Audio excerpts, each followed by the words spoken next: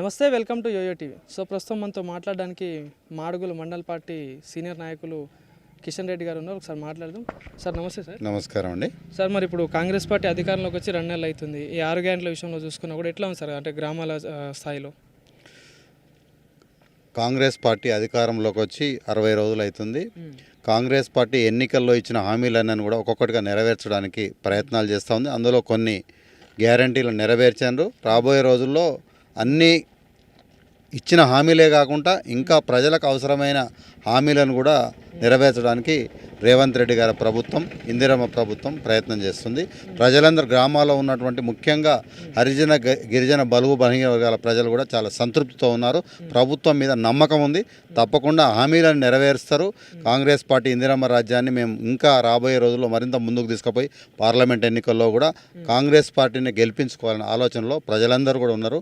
ప్రజల నాడిని కూడా మేము గమనించినట్టయితే తప్పకుండా మళ్ళీ పార్లమెంట్ ఎన్నికల్లో కూడా కాంగ్రెస్ పార్టీకే పట్టం కట్టే అవకాశాలు మెండుగా ఉన్నాయి. కానీ సార్ చూసుకుంటే కాంగ్రెస్ పార్టీ అధికారంలోకి వచ్చిన డే 1 నుండి అటు బీఆర్ఎస్ కానీ బీజేపీ కానీ విమర్శలు చేయడం స్టార్ట్ చేసింది. ఈ 6 గ్యారెంటీలు సాధ్యం కాని హామీలు, 420 హామీలు అని చెప్తున్న వ్యాఖ్యలను ఎట్లా చూస్తారు మరి? అంటే కేసీఆర్ గారు మరి ఆయన కూడా ఈ హామీలను మన కాంగ్రెస్ పార్టీ ఏవైతే హామీలు ఇచ్చిందో దానికి అంటే ఇంకా ఒక 100 రూపాయలు పెంచి ఆయన కూడా పెంచి హామీలు మరి ఆయనకు సాధ్యమవుతాయి కానీ మరి కాంగ్రెస్ పార్టీకి సాధ్యం కదా, తప్పకుండా సాధ్యమవుతాయి. దాంట్లో కొత్త సంసారం కాబట్టి మొన్ననే అధికారంలోకి వచ్చిన కాబట్టి కొంచెం టైం తీసుకుంటుంది. తప్పకుండా ఇచ్చిన హామీలే కాకుండా ఇంకా ప్రజలకమైన అవసరాలను గుర్తించి అన్నిటిని నెరవేరుస్తుంది. టీఆర్ఎస్ పార్టీని బీఆర్ఎస్ పార్టీని ఎవరు నమ్మట్లేదు, బీజేపీని కూడా ఎవరు నమ్మట్లేదు. బీజేపీ వాళ్ళు ఓన్లీ మత రాజకీయాలు చేస్తుంటూ దేవుని మీద రాముని మీద ఓట్లు అడగడానికి మాత్రమే ఈ ఎన్నికల్లో వాళ్ళు వస్తూ ఉన్నారు. మోడీ గారు ఈ అభివృద్ధి చేసారు, ఈ రాష్ట్రానికి నిధులు కేటాయించారు, ఒక ప్రాజెక్ట్ తీసుకొచ్చినాం అనే జాతీయ హోదా కల్పించిన ఏ ఒక్క ప్రాజెక్టు కూడా లేదు. వాళ్ళు కేవలం మతపరంగా దేవుణ్ణి అడ్డం పెట్టుకొని రాముని అడ్డం పెట్టుకొని ఓట్లాడడానికి వస్తారు. ఇక మరి టీఆర్ఎస్ పరిస్థితి అయితే వాళ్ళని 10 సంవత్సరాలు పరిపాలించిన కేసీఆర్ గారిని మరి నమ్మే పరిస్థితిలో జనం లేరు. కనీసం ఆయనకు అసెంబ్లీకి ప్రతిపక్ష నాయకునిగా అసెంబ్లీకి వచ్చి తను చేసిన పనిని కూడా చెప్పుకోలేకపోతున్నారు. కాబట్టి మీరందరూ దీని అన్నిటి కూడా ప్రజలు మీడియా ద్వారా గమనిస్తూ ఉన్నారు. తప్పకుండా కాంగ్రెస్ పార్టీకి పట్టం కడతారు. బీజేపీ టీఆర్ఎస్ మాటలని ఏ ఒక్కరు కూడా నమ్మరు. కానీ ఇంకోటి చూసుకుంటే సార్, మొన్న నల్గొండలో పెట్టిన సభలో కూడా ముఖ్యమంత్రి గారి మీద కానీ కాంగ్రెస్ పార్టీ హామీల మీద కానీ విమర్శలు చేయడం జరిగింది. సో ఎట్లా చూస్తారు వీటిని? అంటే వాళ్ళు ఓర్చుకోలేకపోతున్నారు. 10 సంవత్సరాలు ఏకచక్రాధిపత్యంగా నియంతగా వ్యవహరించిన వాళ్ళు, అంటే కుటుంబ పాలన చేసిండ్రు. కుటుంబ పాలన నుంచి మరి అవినీతి పాలన నుంచి మరి కాంగ్రెస్ పార్టీ అధికారంలోకి వచ్చింది. వాళ్ళ అవినీతిని మరి ఎక్కడ ఎంక్వైరీలు వేసి మరి మా యొక్క అవినీతిని బయటికి తీసి మమ్మలను బజారుకి ఇడుస్తారేమో, న్యాయ వ్యవస్థల ముందు నిలబెడతారేమో ఒక అక్కస్తో భయంతో మరి వాళ్ళు కేసీఆర్ గారు తన అంటే ముఖ్యమంత్రిగా పనిచేసిన హోదాను మర్చి మరి మాజీ ముఖ్యమంత్రి అయినా అనే ఒక అసహనానికి లోనై తను నల్లగొండలో ముఖ్యమంత్రి గారి మీద మరి కాళేశ్వరం ప్రాజెక్టు, మేడిగడ్డ ప్రాజెక్టు మరి సందర్శనకు పోయినప్పుడు వాటి గురించి మాట్లాడాడు. అవన్నీ చాలా తప్పు.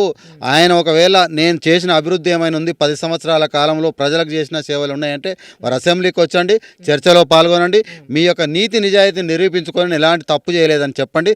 తప్పకుండా కాళేశ్వరంలో జరిగిన అవినీతిని ఈ ప్రభుత్వం బయటికి తీస్తుంది.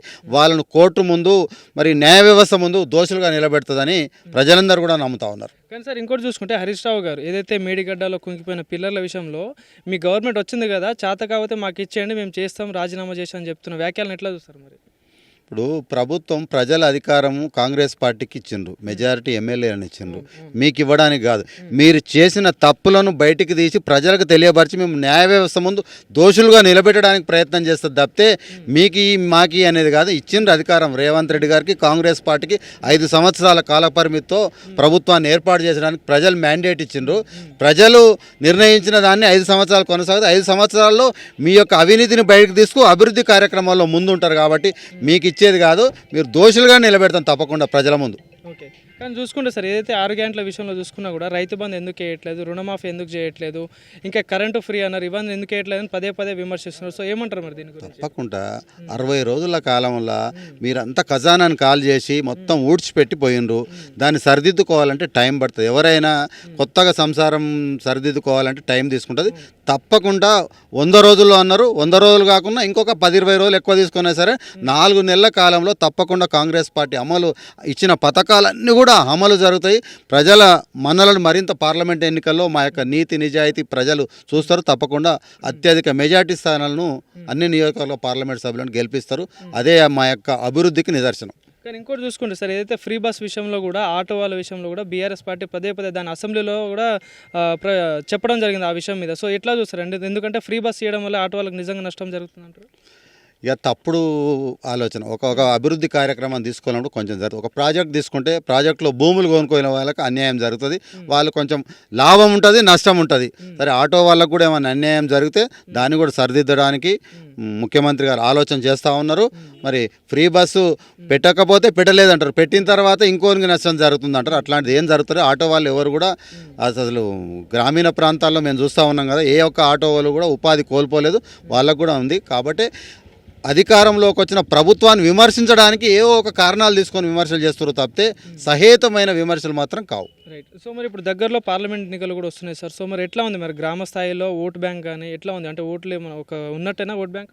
తప్పకుండా అసెంబ్లీ ఎన్నికల్లో ఏ విధంగా అయితే గ్రామాల్లో కాంగ్రెస్ పార్టీకి పట్టం కట్టిండ్రో, రాహుల్ గాంధీ గారి నాయకత్వం, సోనియా గాంధీ నాయకత్వం, ఖార్గే గారి నాయకత్వంలో, ఇక్కడ తెలంగాణలో రేవంత్ రెడ్డి గారి నాయకత్వంలో, మరి బట్టి విక్రమార్క ఉప ముఖ్యమంత్రి గారి నాయకత్వంలో పనిచేస్తున్న పార్టీ పార్లమెంట్ ఎన్నికల్లో, అసెంబ్లీ ఎన్నికల్లో ఏ విధంగా అయితే ఓట్లు వచ్చినా అంతకంటే రెట్టింపు మెజార్టీలు అన్ని నియోజకవర్గాల్లో వచ్చి పార్లమెంట్ సభ్యులందరూ కూడా అత్యధిక మెజార్టీతో గెలుస్తారు.